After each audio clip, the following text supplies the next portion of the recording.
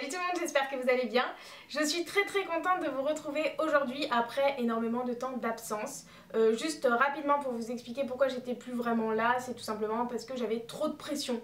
Voilà, j'avais besoin de tout le temps faire une vidéo par semaine et donc je me foutais la pression tout seul, ce qui était complètement inutile.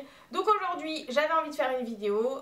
Sur Twitter je vous avais demandé si vous vouliez mes favoris en vidéo ou en article et vous aviez dit vidéo aussi. Alors je me suis dit allez bim on le fait en vidéo et peut-être qu'il y aura plus de vidéos pendant un mois après ou peut-être qu'il y en aura une demain. Je n'en sais rien mais en tout cas I'm back. Bon, allez, c'est reparti. C'est difficile de parler devant une caméra en fait quand ça fait longtemps qu'on l'a pas fait. Je me concentre. On commence tout de suite les favoris avec la beauté et avec le produit de la marque Glam Glow qui est le Glow Starter. Donc c'est un produit qui est un enlumineur mais qui peut aussi être appliqué en base un petit peu comme à moitié une crème de jour et une base avant le maquillage pour sublimer votre peau, blablabla. Mais pourquoi ce produit est super bien?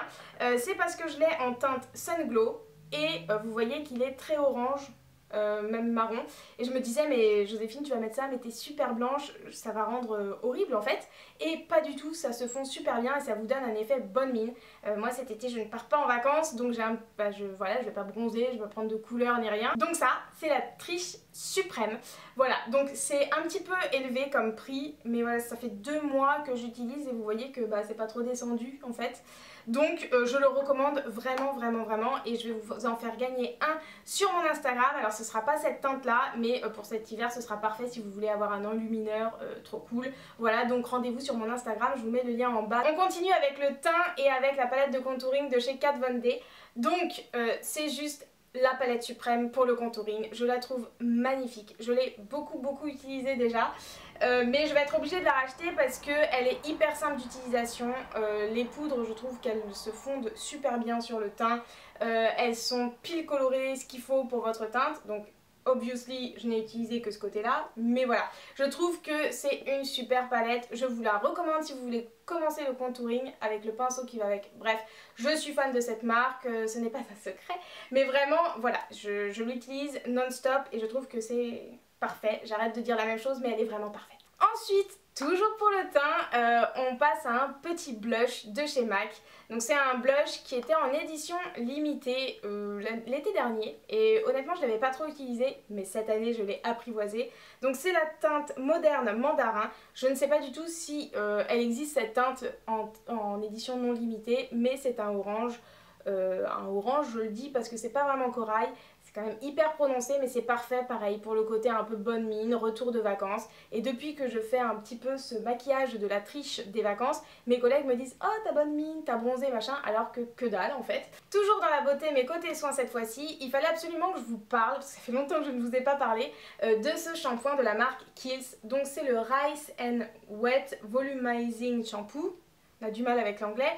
C'est un shampoing qui coûte cher, j'ai un peu des favoris de luxe ce mois-ci, mais je l'ai acheté, je sais même plus quand est-ce que je l'ai acheté, il y a peut-être 3-4 mois je pense, et il me reste encore tout ça, donc on l'utilise très peu en fait finalement en se lavant les cheveux, et c'est un shampoing qui ne m'irrite pas le cuir chevelu parce que je sais pas pourquoi j'ai un peu développé une sorte, pas une allergie mais je sais pas, dès que j'utilise un shampoing un peu type L'Oréal ou Kérastase, ça me gratte le cuir chevelu, c'est juste horrible.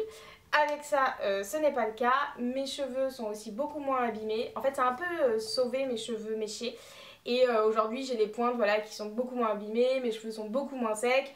Bref, je l'adore. C'est clair et net que je le rachèterai. Et en plus de ça, j'ai l'impression que mes cheveux regressent beaucoup moins vite avec ce shampoing. Donc avant, je les lavais une fois tous les 2 jours. Et là, je peux pousser à 3 jours. Donc c'est aussi très appréciable de ne pas se lever le matin à 6h20 3 fois sur 5. Voilà, donc je suis très contente de cet achat. Favori, lifestyle, mais un peu beauté quand même, je suis retombée dans le monde des box et particulièrement de Little Box. Voilà, on n'oublie jamais son premier amour, donc je me suis réabonnée et j'avoue que j'aime beaucoup, peut-être parce que aussi j'avais plus l'habitude d'être abonnée à des box. Donc et ben voilà, j'ai recraqué, je suis heureuse, j'attends tous les mois ma petite box qui arrive au travail. Voilà, si ça vous intéresse que je reprenne les unboxings d'ailleurs, n'hésitez pas à me le dire en commentaire. Un favori totalement lifestyle cette fois-ci, mais qui tombe à pic dans la vidéo parce qu'il fait 30 degrés, c'est le Refresha Mûr Hibiscus avec du lait de coco. Donc cette petite recette m'a été conseillée par Madison, de la chaîne Madison Ramagé et de l'Instagram Madison Ramagé aussi d'ailleurs. Et voilà, j'étais un petit peu sceptique, je me suis dit vraiment est-ce que c'est bon ce mélange de remplacer l'eau par du lait de coco? Et c'est juste, voilà, une tuerie aussi. Je vous conseille vraiment d'essayer, c'est pas à la carte, je ne sais pas pourquoi parce que c'est vraiment délicieux. Deux derniers favoris, vraiment, dont j'ai hâte de vous parler, surtout un. Le premier, c'est le dernier album d'Ariana Grande. Voilà, je suis allée la voir en concert en mai et j'écoute ça en boucle depuis que j'y suis allée en mai, avec Madison d'ailleurs. Donc du coup j'écoute en boucle comme pour me remémorer le concert. Et si vous ne l'avez jamais entendu cet album, et pas juste les gros succès, parce que je suis pas hyper fan des gros succès, mais voilà, allez voir un petit peu plus loin. Et si vous connaissez, dites-moi quelle est la chanson que vous préférez. Je pense que moi c'est Into You, ou alors Thinking About You, ou alors Dangerous Woman. Mais j'hésite. Et enfin, le dernier favori qui peut-être est mon préféré de tous mes favoris de ce mois-ci, c'est la série Netflix Las Chicas del Cable. Et je suis fière d'essayer d'avoir un accent espagnol parce que j'ai regardé toute la série en espagnol et du coup j'ai envie de regarder encore plus de choses en espagnol et de vraiment apprendre cette langue que je n'ai jamais eu l'occasion d'apprendre. C'est une série en fait dans les années 1920 des opératrices téléphoniques, celles qui transféraient les appels puisqu'avant ça se passait comme ça, et sur toute cette lutte des femmes pour être un petit peu indépendantes. Il y a quand même une petite histoire d'amour derrière, c'est une telenovela pour moi, mais j'ai dévoré ça en un trajet pour aller sur Lyon.